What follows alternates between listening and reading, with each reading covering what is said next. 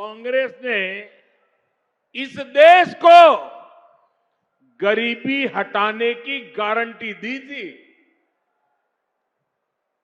और ये गरीबों के साथ किया गया कांग्रेस का सबसे बड़ा विश्वासघात है। कांग्रेस की रणनीति रही है कि गरीबों को भरमाओ, गरीबों को तरसाओ। यहां राजस्थान के आप लोगों ने भी इसका बहुत नुकसान उठाया है। साथियों, कांग्रेस ने किस तरह देश की करोड़ों महिलाओं और बच्चों के जीवन से खिलवाड़ किया, इसका उदाहरण कांग्रेस के समय चीला टीकाकरण अभियान है। जब कांग्रेस की सरकार थी तो देश में टीकाकरण का दायरा सिर्फ 60% के आसपास ही पहुंच पाया था। उस समय कांग्रेस के शासन के काल में 100 में से 40 गर्भवती महिलाएं और बच्चे ऐसे होते थे जिन्हें जीवन रक्षक टीके नहीं लग पाते थे। अगर कांग्रेस सरकार होती तो देश में टीकाकरण की कवरेज 100% होने में 40 साल और लग जाते और कितनी पीढ़ियां बीत जाती।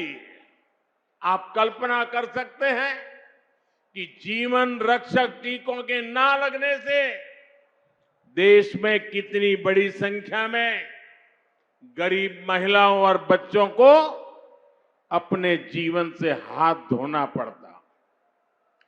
राजस्थान के भी ऐसे लाखों बच्चों और महिलाओं को बचाने का काम बीजेपी सरकार ने किया है। आजकल बहुत से लोग पूछते हैं कि देश में जो विकास के बड़े बड़े काम हो रहे हैं उसके लिए ये मोदी इतने पैसे लाता कहां से है।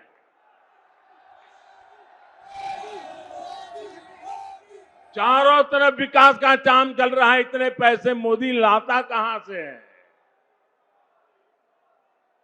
मैं बताता हूं मोदी पैसे कहां से लाता है। पहले पैसे कहां जाते थे और आज कहां जाते हैं वो भी बताता हूं। हमारे देश में विकास के काम के लिए पैसे की कमी कभी भी नहीं रही है। ये बहुत जरूरी होता है कि जो पैसा सरकार भेजे वो पूरा का पूरा विकास के कार्यों में लगे।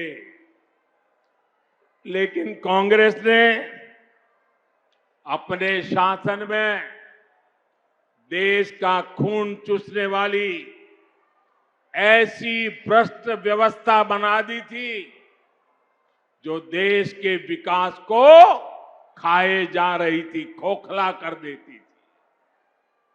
कांग्रेस के नेता पूर्व प्रधानमंत्री राजीव गांधी ने सार्वजनिक रूप से माना था कि कांग्रेस सरकार 100 पैसे भेजती है, 1 रुपया अगर भेजती है तो 100 पैसे में से 85 पैसे भ्रष्टाचार की भेंट चढ़ जाते थे। कांग्रेस हर योजना में 85% कमीशन खाने वाली पार्टी है। साथियों, बीजेपी सरकार ने बीते 9 वर्षों में जो देश का इतना विकास किया है वो इसलिए संभव हो पाया क्योंकि बीजेपी कांग्रेस की लूट के रास्तों को ही बंद कर रही है।